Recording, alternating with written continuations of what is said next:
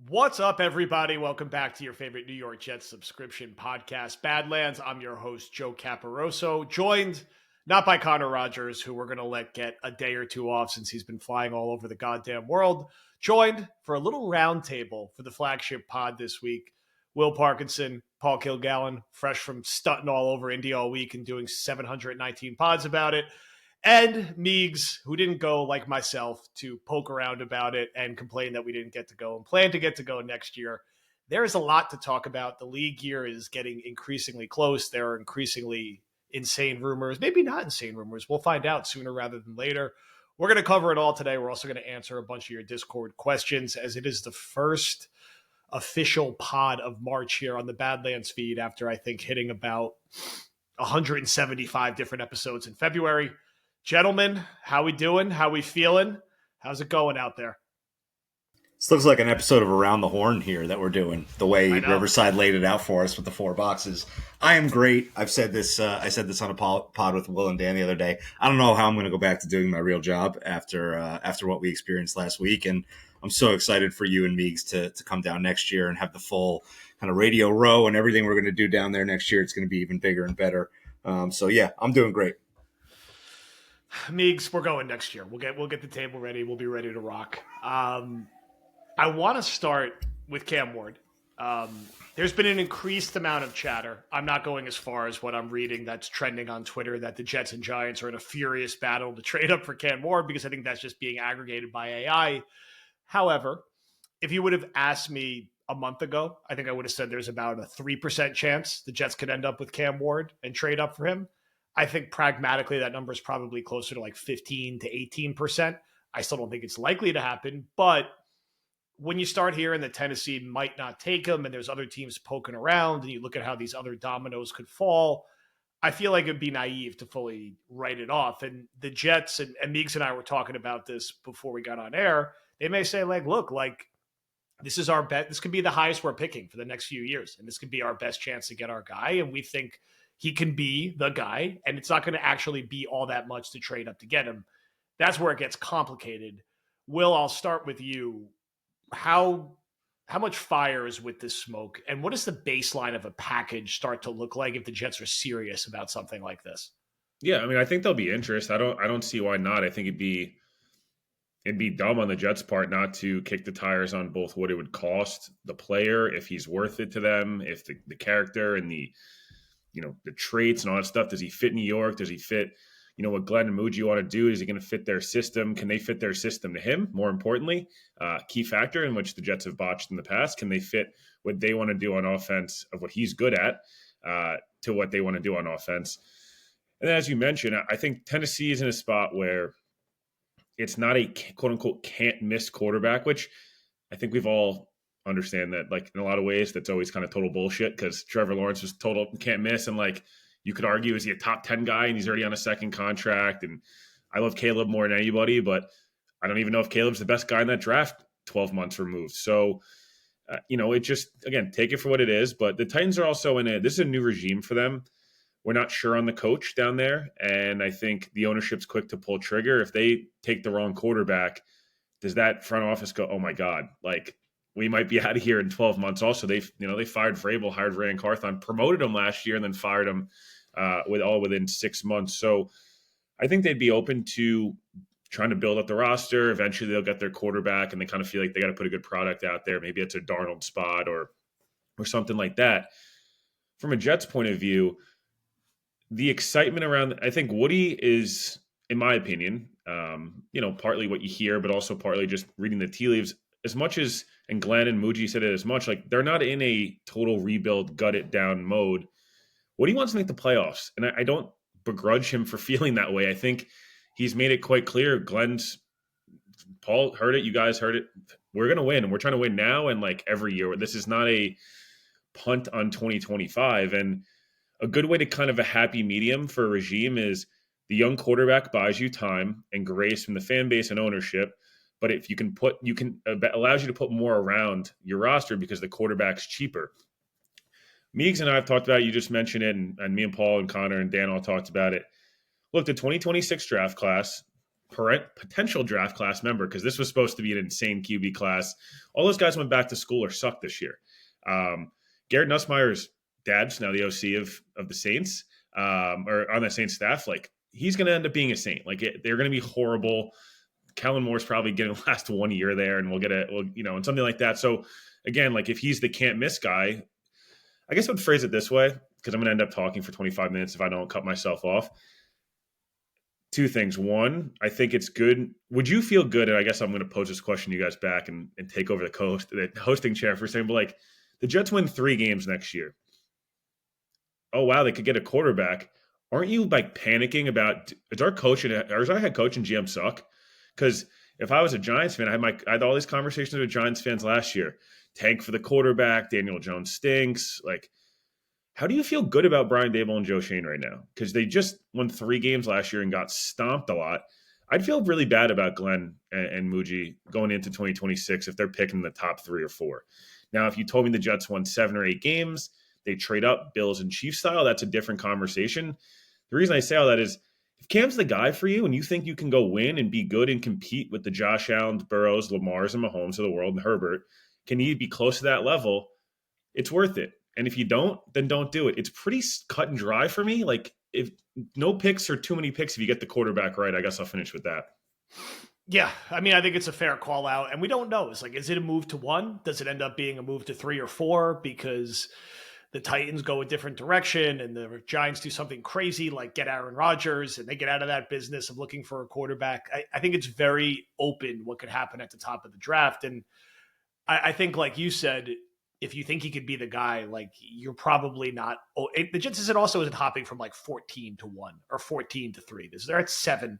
They're pretty close to the top. I don't think they're breaking down their next 4 drafts for this move. Meegs, I'll give you sort of a 2-parter here.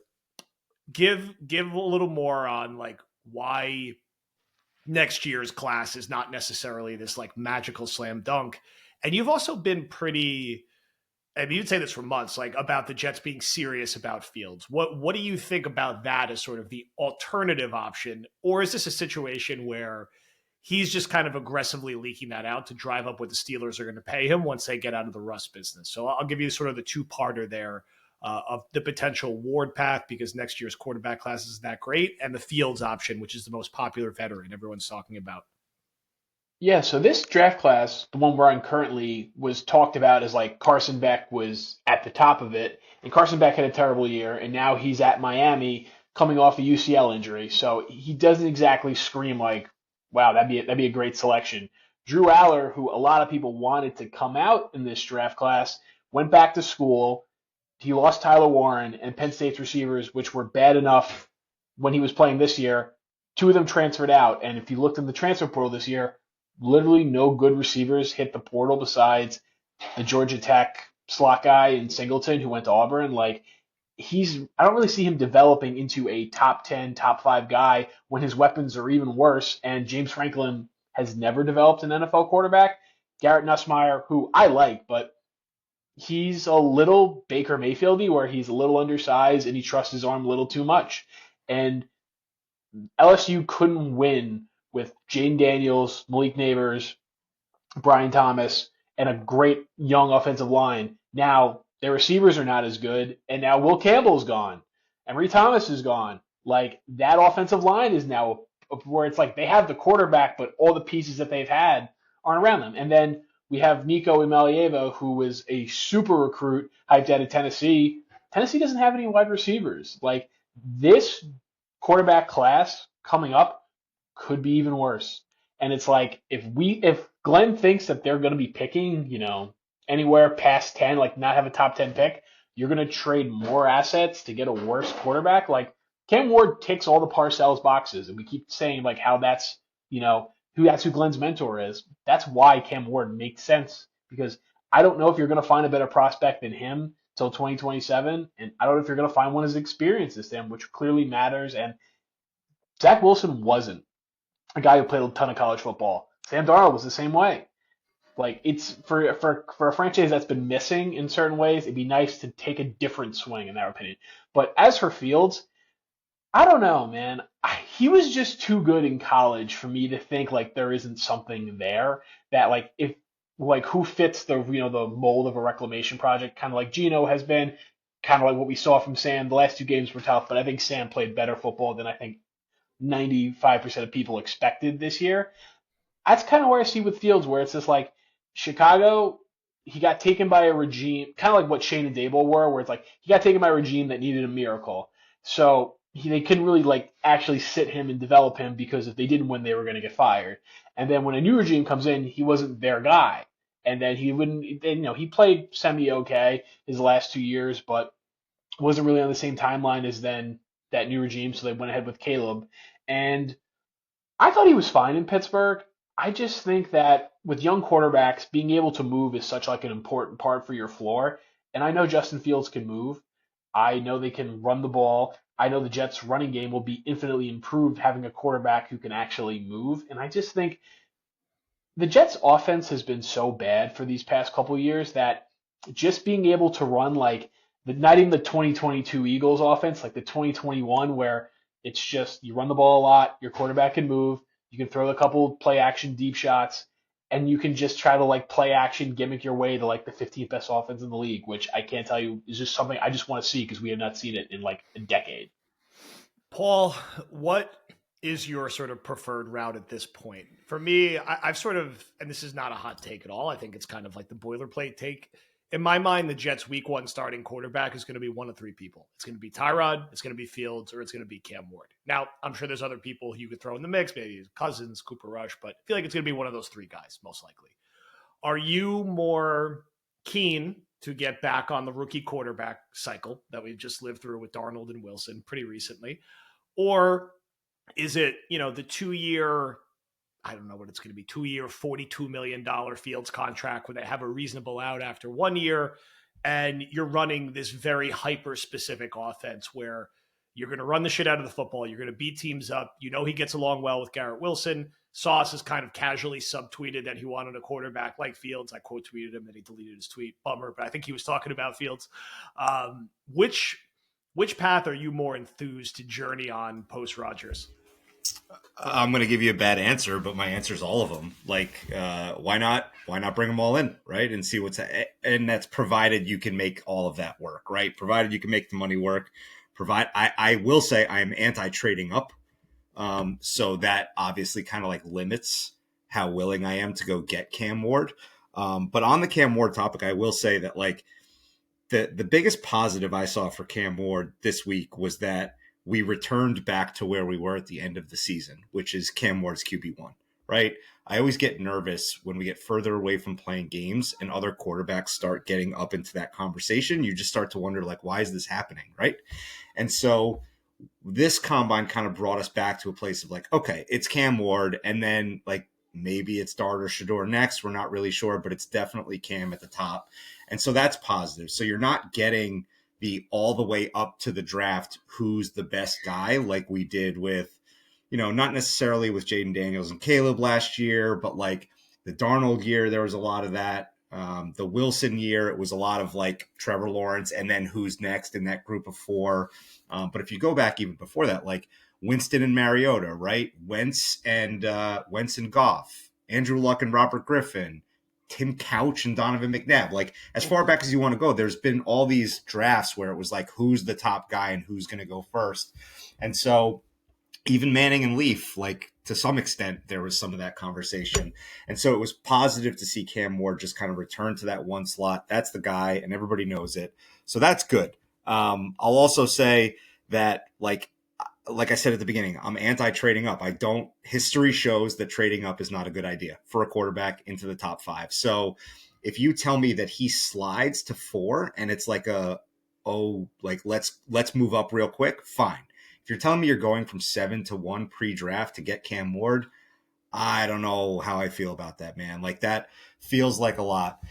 That all being said, we don't know, like you referenced the percentage chance, right? And it was somewhere around 3 and now it's probably somewhere around 15. I don't think that number settles until the conversations that happen in Florham Park next week. Potentially there was something that happened this week in a conversation in a closed door meeting where everybody shut the door and was like, oh my God, we got to do it, right? Like we have to go because he is the guy. Not only does he check all the Parcells boxes, but he blew us away in the interview. Everything he said was incredible. He mentioned us on the podium and hey, we're all hell bent on it now. We got to do it. But we don't know where that percentage lands, whether it's going to get bigger than 15 or smaller than 15 until the end of this week. And the other unknown is that we don't know if this front office is going to leak or not. So we might not find out where that percentage lands even after this week, because as we've seen, like the beat doesn't really know what Glenn's doing. They're not doing a lot of media. These guys aren't super clued in. So I think there remains a lot of unknown, but to go back and circle back to answer your question more directly, like if you can find a way where Cam Ward slips a few spots and you somehow get him into the fold, you sign Fields on a 2-year contract with the 1 year out, that the money's affordable, and you have Tyrod on the roster, and you have Jordan Travis as a practice squad quarterback. Jordan Travis mentioned for Meegs. There you go, buddy. If he doesn't sue the team for his rush rehab or whatever. Right, exactly.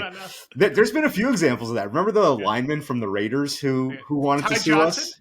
Ty Johnson is another example of that. So, yeah, I think if you can go into a quarterback competition, and not like a quarterback competition between like Fitzy and Gino, not like that, like a real quarterback competition with like 3 options that you genuinely would feel okay about moving forward. Like I'm okay living there. All right. We've talked a lot about quarterbacks. It's time to focus on Operation Fat and the Jets getting fat and big up front so they stop getting ran over repeatedly nonstop. And this is top of my mind after going through the free agency board, which is coming out this Friday, and also a lot of the chatter around the draft. And I'm gonna start with a pointed question at will from one of our Discord members, because I believe this is your boy. And I also want to wrap it with some Mason Graham chatter that I've been getting. This is from Hudson Jet. Why would we draft Shamar Stewart for his physical traits when he had a whopping 27% missed tackle rate over a 3-year college career, one of the worst among the 40 D linemen in the draft? I, for one, am tired of seeing self-inflicted missed tackles, drop passes, and penalties, and hope that Glenn could quickly install strong fundamentals.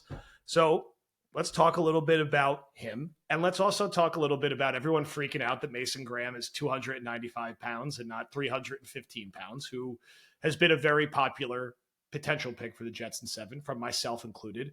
What do we think about these two gentlemen and their potential inclusion in the Jets getting fat up front finally around Quinnen Williams? Yeah, I'll just touch on 2 quick things here, just quickly to wrap quarterback. You asked me about the trade package, and I never answered because I got carried away of saying how the 2026 class is overrated.